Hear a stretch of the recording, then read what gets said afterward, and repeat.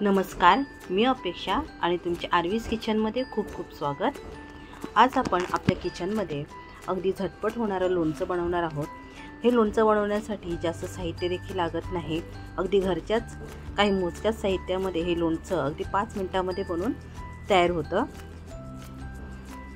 तर तुम्ही आत्ताच आपल्या रेसिपीला लाईक करा आणि अजूनही तुम्ही आपल्या चॅनलला सबस्क्राइब केलं नसेल तर नक्की सबस्क्राइब करा। इथे मी 150 ग्रामच्या आसपास ही कैरी घेतली आहे। ही कैरी अगदी स्वच्छ धुवून घ्यायची। त्यानंतर देठाकडील भाग आपल्याला कापून टाकायचा आहे। आता आपण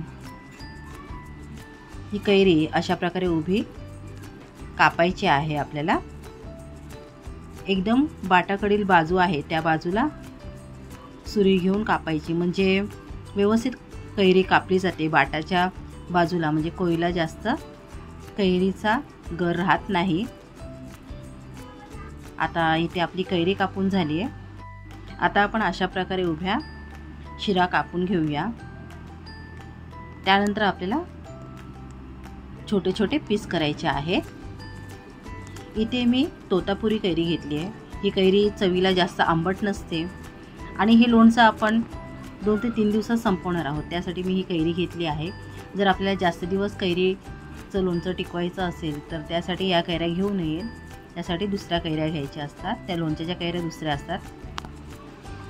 तर इथे अशा प्रकारे थोडीशी पिवळसर कैरी होती झालेली, ती मी घेतली नाही आहे। आता इथे सर्व कैरी कापून झाल्यानंतर आपल्याला कोरडे मसाले घ्यायचे आहेत। तर त्यामध्ये मी इथे 2 चमचे काश्मीरी चिली पावडर, अर्धा चमचा हळद पावडर आणि 2 चमचे मी इथे जिरा पावडर घेतली आहे। चवीपुरतं आपल्याला मीठ टाकायचं। चवीपुरतं म्हणजे थोडं जास्तच मीठ टाकायचं। लोणच्यामध्ये मिठाचं प्रमाण हे थोडं जास्तच असतं, कारण आपल्याला लोणचं जास्त दिवस टिकवायचं असतं। हे लोणचं काही जास्त दिवस टिकणार नाही, हे 2 दिवसातच संपणार आहे।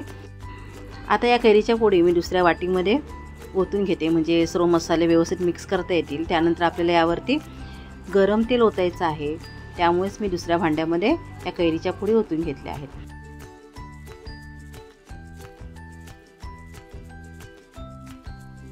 आता गॅसवर मी तडका पॅन ठेवला आहे। त्यामध्ये 3 मोठे चमचे तेल घेतलं। तेल व्यवस्थित गरम झाल्यानंतर यामध्ये मी 1 चमचा राई ओतली आहे।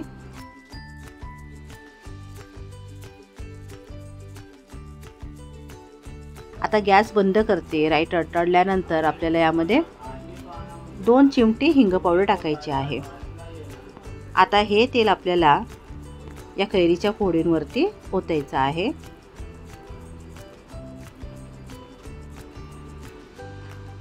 त्यानंतर या तेलामध्ये या कैरीच्या फोडी व्यवस्थित मिक्स करून घेऊया। आपलं पाहू शकता इथे अगदी 5 मिनिटात लोणचं तयार आहे। चवीला अप्रतिम लागतं।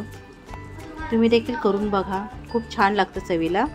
अगदी 5 मिनिटात हे लोणचं बनवून तयार होतं। जास्त साहित्य देखील लागत नाही।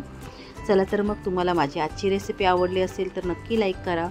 जास्तीत जास्त तुमच्या मित्रमंडळींना, नातेवाईकांना शेअर करा। तसेच अजूनही तुम्ही आपल्या चॅनलवर नवीन असाल तर नक्की सबस्क्राईब करा। धन्यवाद।